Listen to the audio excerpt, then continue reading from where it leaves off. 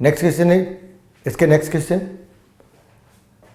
इस वाले क्वेश्चन के अंदर इसने पूछे tin fluoride, tin 2 fluoride can be obtained by treating with fluorine, treating with HF, dissolving SNO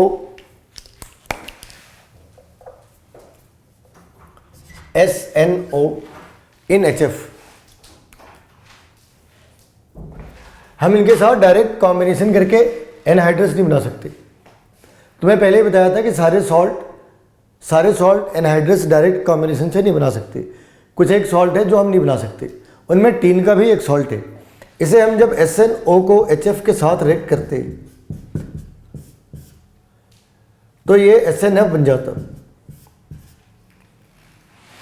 SNF2। Which of the following is more stable. ये problem based है reasoning के ऊपर, और इसके अंदर जो कॉन्सेप्ट है वो है इनहैरेंट पेयर इफेक्ट का।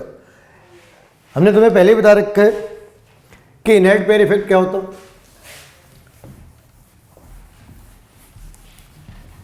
इनहैरेंट पेयर इफेक्ट के अंदर stability top to bottom decrease करती है। इनहैरेंट पेयर इफेक्ट है क्या, जो NH2 इलेक्ट्रॉन है वो पार्टिसिपेट नहीं करते, तो फाइनली जो टॉप एलिमेंट है और जो बॉटम एलिमेंट है उसके ऑक्सीडेशन स्टेट में 2 का डिफरेंस आता है। ये हायर स्टेट है और ये लोअर स्टेट है। इन स्टेट्स के बीच में गैप कितने का है, 2। ये 2 यूनिट का गैप है इनके स्टेट्स के बीच में, और ये generally on an average start होते हैं N इज हायर और इक्वल टू 4। और डोमिनेट कहाँ पे करते, लास्ट वाली स्टेज पे, लास्ट एलिमेंट पे ये डोमिनेट करते। तो सपोज अगर हम नाइट्रोजन वाली सीरीज कंसिडर कर रहे हैं तो N P SB and BI। तो इस वाले में अगर ये +5 है, ये भी +5 है, ये भी +5 है, तो ये +5 और +3 दोनों ही होने हैं, ये भी +5 और +3 दोनों ही होने हैं। लेकिन जो स्टेबिलिटी है वो हायर स्टेट की कम होती है लास्ट एलिमेंट के ऊपर। तो BI का +3 स्टेट स्टेबल होगा, जबकि एंटीमनी का +5 ही स्टेबल होते। Antimony can show +5 and +3, but +5 is more stable then +3। BI can show +5 and +3, but +3 is more stable then BI, क्योंकि जो डोमिनेंस है इनहैरेंट पेयर इफेक्ट की, वो आखिरी वाले एलिमेंट के ऊपर आती, सेकंड लास्ट एलिमेंट के ऊपर नहीं आती। तो इस वाली केस में हमें यह देखना होगा कि इनमें सबसे ऊपर का एलिमेंट कौन से है।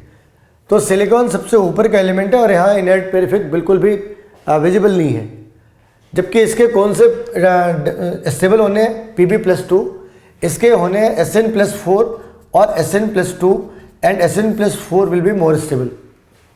लेकिन जो सबसे ज़्यादा स्टेबल है वो है Si+4।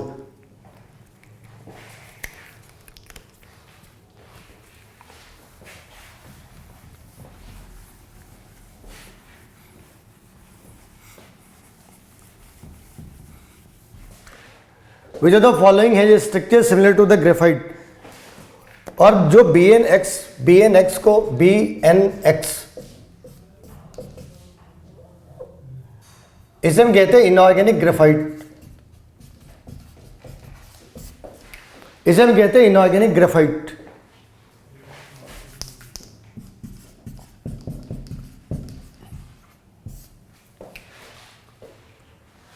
B3N3H6 इसे हम लिखते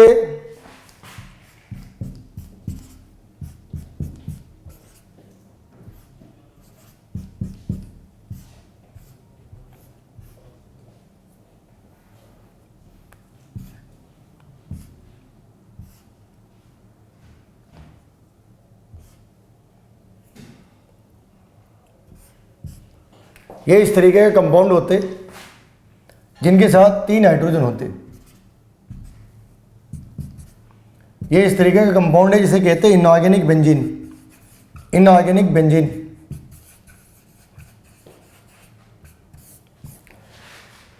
और इनऑर्गेनिक ग्रेफाइट हो या इनऑर्गेनिक बेंजीन हो, इनऑर्गेनिक ग्रेफाइट हो या इनऑर्गेनिक बेंजीन हो, दे आर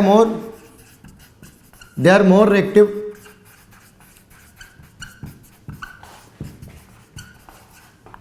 ऑर्गेनिक ग्रेफाइट और बेंजीन। ऐसा क्यों होता? क्योंकि इनके बीच के बॉन्ड पोलर है और जो बेंजीन है उसके बीच का बॉन्ड नॉन पोलर है। ग्रेफाइट के बीच का बॉन्ड नॉन पोलर है और इनऑर्गेनिक ग्रेफाइट के बीच का बॉन्ड पोलर है। तो because of the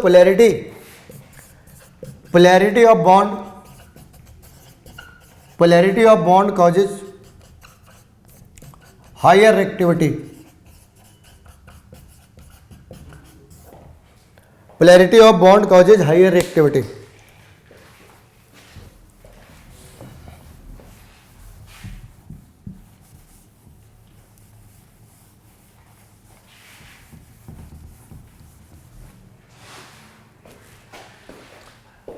Lead sulfate is soluble in, lead sulfate itself is insoluble. Lead sulfate itself is insoluble. So it is not going to be soluble in any of the compound.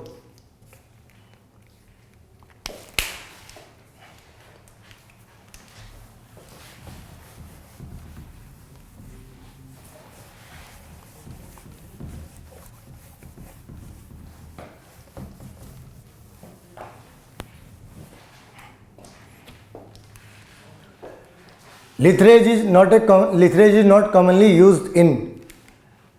तो litharge हम किसे कहते हैं? PbO is known as litharge. और हम ये glass बनाने के अंदर भी करते, पेंट के अंदर भी करते। लेड स्टोरेज के अंदर हम PbO यूज नहीं करते, लेड स्टोरेज के अंदर हम यूज करते PbO2। लेड स्टोरेज के अंदर हम यूज करते PbO2। So answer is D, क्योंकि लिखा है which can not be. Answer question क्या है? विच कैन नॉट बी, तो आंसर है डी, क्योंकि हम डी के अंदर हम PbO2 यूज करते हैं, ना कि PbO। List stable hydride is, stability of hydride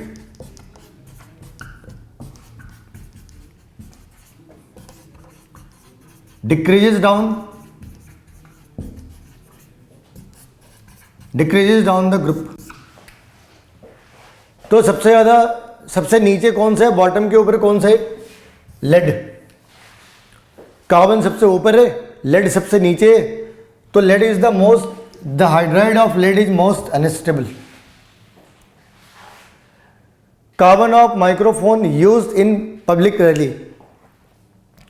तो पब्लिक रैली में हम जो कार्बन यूज करते हैं वो कार्बन कौन सा होता? तो भाई हम वहाँ पे यूज करते ताकि आवाज़ की जो क्लैरिटी है वो ज़्यादा दूर तक ये ज़्यादा बढ़िया हो। तो ग्रेफाइट को हम यूज करते हैं बिकॉज ऑफ हायर कंडक्टिविटी। इनमें से बाकी फॉर्म कंडक्टर नहीं है, इनमें से बाकी फॉर्म ऑफ कार्बन कंडक्टर नहीं है। उस वाले केस के अंदर हमें ग्रेफाइट, हमें वो पार्ट चाहिए जो कंडक्टर का काम करता हो। इनमें सिर्फ और सिर्फ एक ही कंडक्टर है जो ग्रेफाइट है। विच acid is form when SiF4 reacts with water. तो ऑब्वियस सी बात है कि अगर हमने SiF4 को रिएक्ट करा दिया पानी के साथ तो ये कंपाउंड बनने हैं। ये तुम्हें CBSE वाले चैप्टर में पढ़ना था। SiF6 कौन सा कंपाउंड है?